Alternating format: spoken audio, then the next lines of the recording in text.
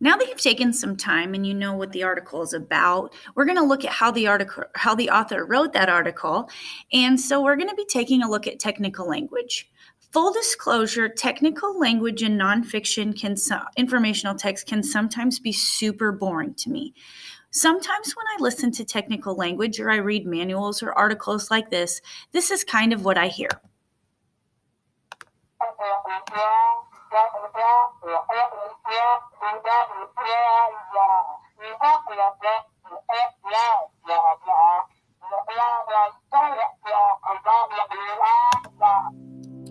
I really do feel a little bit like Peppermint Patty there as she's going through and reading or listening to people. And some of you might say that may have sounded a little bit like me, although you would all be laughing and not sleeping if that was me. Anyway, so as we go back, like I said, I know that articles like this are typically don't do anything for me. However, technical language does have a place. I can tell technical language gives the author credibility for their message.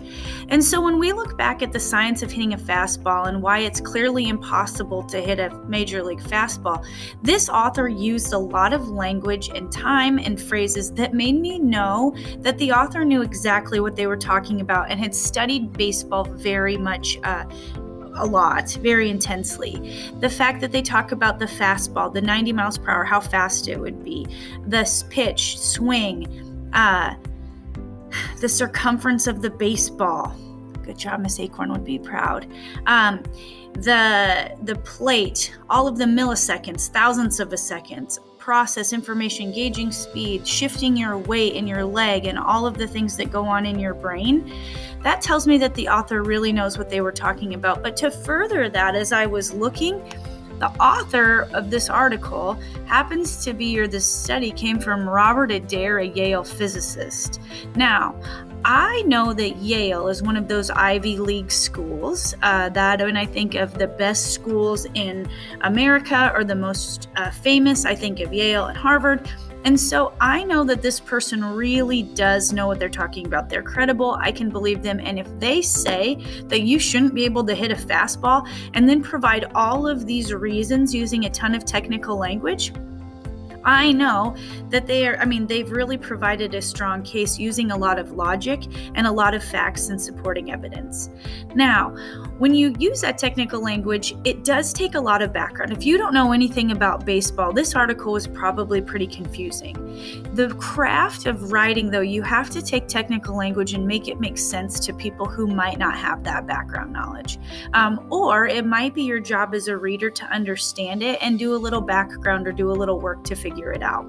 But technical language is not only used in this article. Technical language is used on any article that has to do with a profession or a craft or a topic.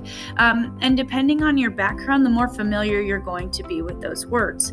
So today we're going to take a minute to think about the technical language that you might be familiar with in your own life, or you might have to use some resources in order to figure those out. But also, you guys use technical language that can confuse adults sometimes when you talk about gaming or maybe even social media that adults don't know. It's technical language and it's a lingo that you know, but adults might not. But again, all of that technical language really allows me to make an inference or make a judgment on how valuable or how reliable this information is. So today, the first thing you're going to be doing as you look at technical language is you're going to be looking at technical language used for cooking. I've watched a lot of Netflix shows with my daughter who loves the cooking shows. And so we've spent a lot of time watching Is That Cake or Sugar Rush or all of those things. And so I'm going to look through this list of words and put check marks by those that go with cooking. If I need to use some resources, I certainly can, but why don't you go ahead and try that on your own for a while? Basketball or any sports have their own set of technical language, and then music does too. So what I would suggest, and again, it's kind of up to the sub and who's available today, I'm going to have you go ahead and try this on your own by clicking on the text. If you have some time after about 3 minutes, that's about 1 minute per each topic. If you want to go ahead and turn and talk and share that, that would be great. But then I'm going to also have you think about your own terms and technical language that you use.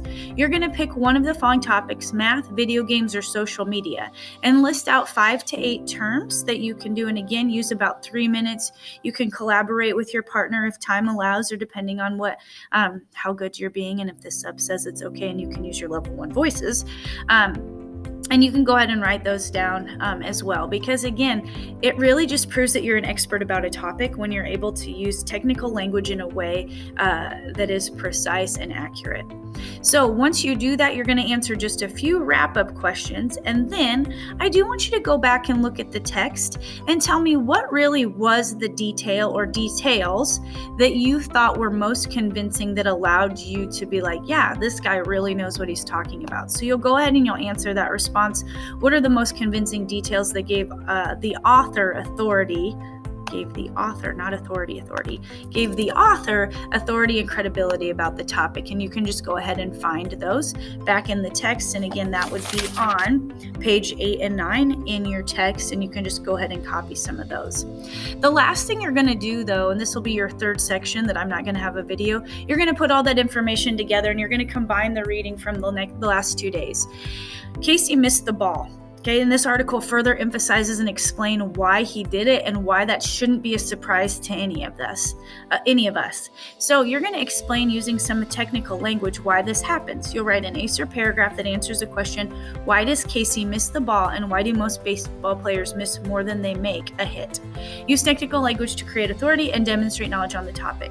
So I'm answering my question. Casey at the bat missed the ball because... I'm going to cite some evidence according to the article.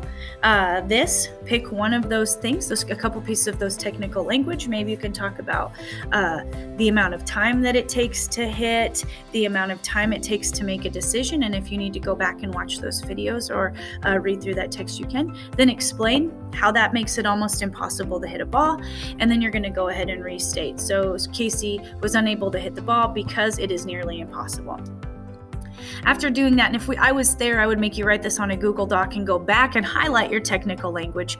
But here, you can just copy and paste your technical language here, just so I know that you're very well aware of the technical language that you used to prove your point and demonstrate that logical or expert knowledge on the topic. So that's it for hitting the big league fastball is clearly impossible. And we're out of here. Oh my gosh, you guys can't even. So there's a couple more days in baseball week. Don't worry, more puns and jokes will continue. I'll see what else I can find. So go ahead, finish this up. If you do get done early, you can finish up any of the form that you may not have finished yesterday. I'm a little worried I gave you too much. You can read quietly, but keep doing your best and doing a great job. I really do hope to have really great reports, so there's a lot of celebrating and rewards to be had when I return. Anyway, so good luck, batter up, get her done, and I will see you tomorrow. Take care, be good, make good choices. Bye.